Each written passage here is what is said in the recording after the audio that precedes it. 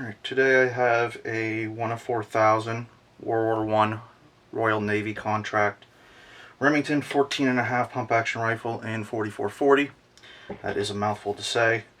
The way you can tell it's a Royal Navy contract is there's a Canadian Military Acceptance Mark here, DCP stamp right here. There's also a rack number on the side. Sometimes there's here. There's not a big consistency in them that I've seen. However, they are fairly common up here in Canada. Yeah, so let's get right into it. For a quick field strip, pull that, cap the screw, and this one in particular is tight. So give it a couple little taps with the rubber mallet. That comes off. That's your lower. Pretty straightforward. There's your trigger piece there, little flipper there with a wire spring attached to it. No real need to go into that. What I will do though is show inside, or take the buttstock off. So there's two brass screws on the aluminum butt plate here, and your pronunciation. So you take the top one, rotate, and try to find it. Go. I'll just release. This is the lower piece. It is serialized right here, as well as that's the one for the upper, if you will. And pretty straightforward, just a housing unit. Most of the time on these, the 14s, the 141s, the whole series, these stocks are notorious for splitting here on the bottom, down the sides, really anywhere around the neck, because of just how thin this is. Oh. Whoops, there goes the bolt and washer, because it's very thin here. It's all hollowed out because the bolt, which I'll take out right now, lost a little bit of a field strip. So that, and pull it out, because this reciprocates down inside a little bit, and it needs to have the cutout for that. So that's all the way back.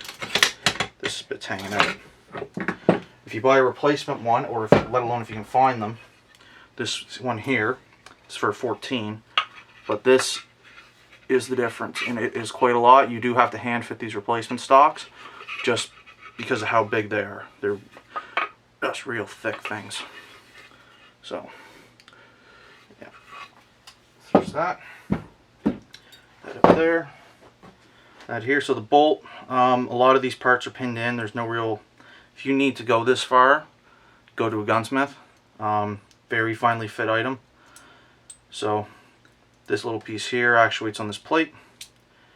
There's two little nubbins here. There's a cutout for it. You just lift the plate out. That's it right there. Try to get to focus.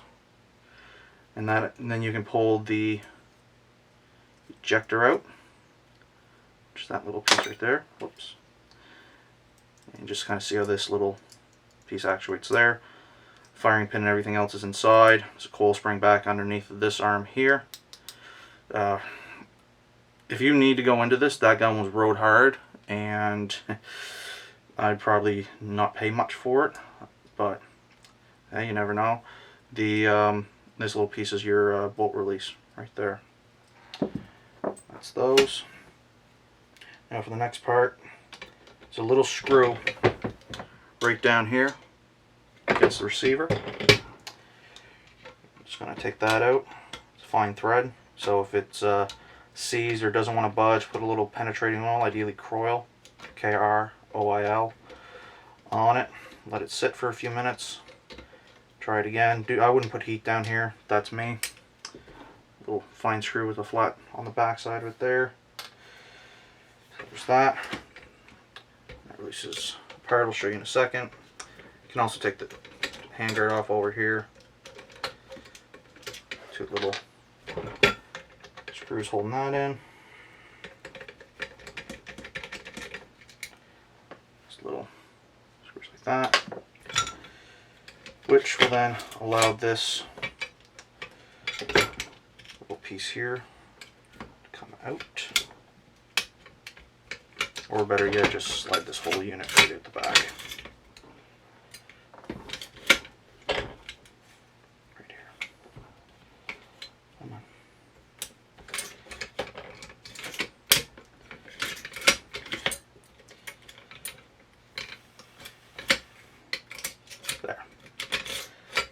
flat plate. That's where the screw goes in right here. And inside here, a very easy to lose part. That's why I'm trying to use a magnet here. It's a little one. There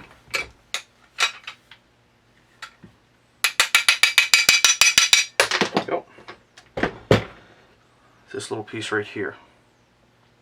It's got the shark fin side on it here, which is faces out like that.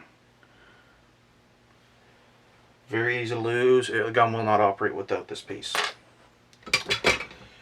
Now, let's screw it out of the way. Whole assembly slides out the back. 4-stock. These 4-stocks are almost always split or cracked or missing a little piece like this one here right down the middle, because that is maybe a millimeter, maybe 2 thick. Very common. Usually you don't see the rest of them split, but if they are, again, severely worn gun. So there's that. And that's the receiver. These are dovetailed in. Sights are dovetailed in. The rear sight has a rotating knob for elevation. It's marked A, B, C right through H. So you adjust that. Other than that, just a big milled piece of steel in the barrel with the copper screw set in it. This is lower. You get your loading door there. To load it, you actually have it pushed down and then shove it in.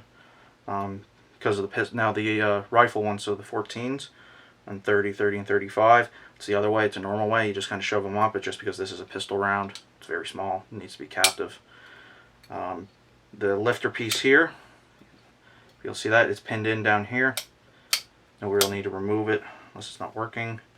The gate here is also pinned and it has a spring plunger against it. This is an assembly screw, best I can tell, and that's just keeping this mag tube in. So if you need to remove it, then you just pop this and take it out somehow. I believe this is more of a carryover feature from the 14 series because they use a spiral magazine tube to prevent the tip to primer issue that you get in tube fed guns. So this carryover feature from best, I would guess. And then just to go into here, just take the tube cap out, just like that. Out comes the cap. Nice big old long spring, and a real long plunger, which is hollow. And that's really it. Like I said, other than that, it's just the pieces that are pinned in, and away you go. It's actually a pretty easy gun to maintain as far as the common stuff is concerned. It is John Pedersen design, which is also a cool little fact. And yeah, I definitely recommend buying one if you can afford it and it's in good enough shape. In 4440 in particular, just a real fun shooting gun. This one has a little military history with it as well. But other than that, the problem with the 14s and the 141s is getting them in 30 and 35. You either got to find the brass, you got to do some custom work there. It's kind of a pain. 35s are also interesting, but I have yet to see one that has a factory stock that's not split. So that's the problem with those. But no, fun guns, and I'll highly recommend buying if they're affordable, because the cartridges usually you can find them half decent priced. Just because, so if you hand load, you're gonna have a good time. If you don't, it's gonna be really expensive. That's why I don't have a shooting video of this one yet, because I have to do some hand loading for 4440, and because I'm not spending $3 a round. It's that simple. This is what they are right now for factory stuff. One last thing: do not run black powder in these. I have not done it personally. I can see it going terribly wrong with fouling, especially when you get all these intricate little bits here and all the little nooks and crannies and everywhere else to fouling to build up. Just run smokeless. And I'll be doing another video on the reassembly here just as soon as this one's finished.